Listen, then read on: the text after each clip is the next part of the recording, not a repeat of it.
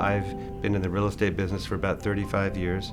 I came to work for my family's company, Randall H. Hagner and Company. Randall Hagner started in 1904, but actually it started in 1903 as a coal company.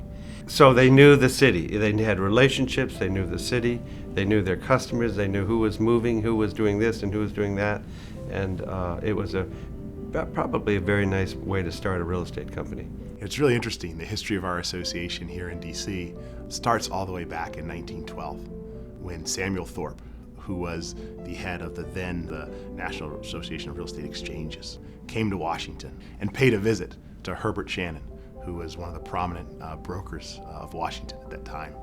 Going back 3 generations, we are, to my knowledge, the only family who had 3 members serve as president of the association. There have been many changes, of which most of these changes seem to have been impacted by technology and economic factors.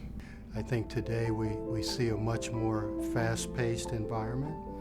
We have so many more tools to use today than we did in years past. Imagine this, in 1979, if I wanted to show properties in Washington, D.C., and I had 3 properties to show on Capitol Hill and then maybe 3 properties in Chevy Chase, D.C., I would be spending a half a day driving throughout the city picking up keys, because at that time it was a huge effort to obtain these keys and then to return them so other agents could use them. The landscape of real estate has changed so dramatically since 1981, it's hard for people to describe.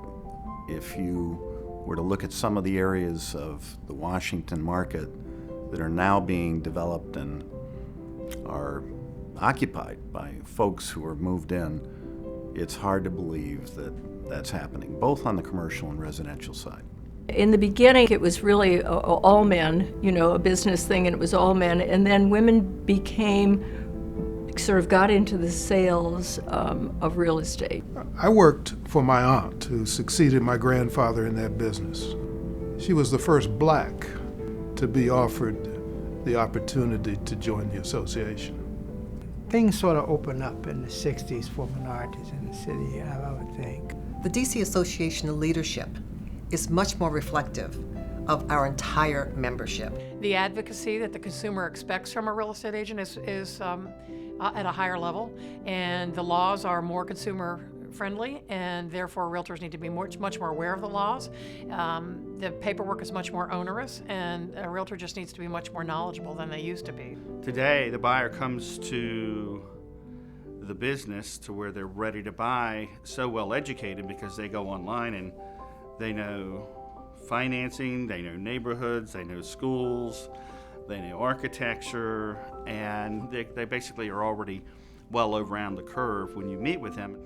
Once you become a licensed real estate agent, then you need to learn how to be a real estate agent. That's the kind of thing that the District of Columbia Association of Realtors helps you do. It helps you move from being licensed to actually becoming a practicing real estate agent.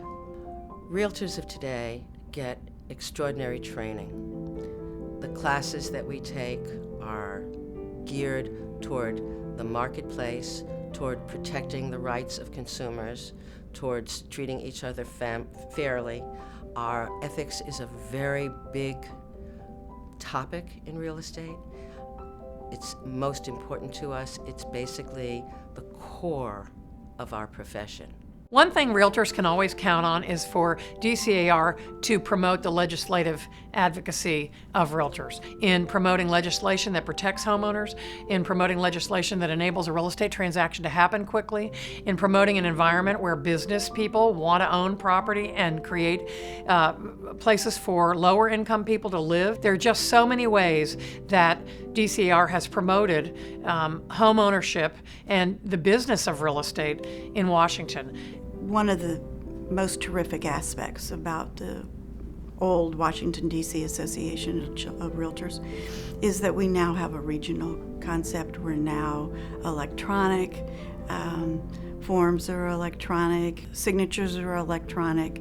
It's very easy to pull listings up on your smartphone. I've seen how important it is to have relationships with members and how important it is to be able to engage with them on a professional level. And I think that one of the things that I've begun to rely upon is their expertise in different situations. I think that it's the timelessness is being able to rely on people and have to have a professional relationship with them that it's hard to do if you don't have that network with them outside of that one transaction, that one opportunity. When you focus on helping other people achieve their dreams and achieve their goals, you are enriched far more than with money, because you are impacting people's lives.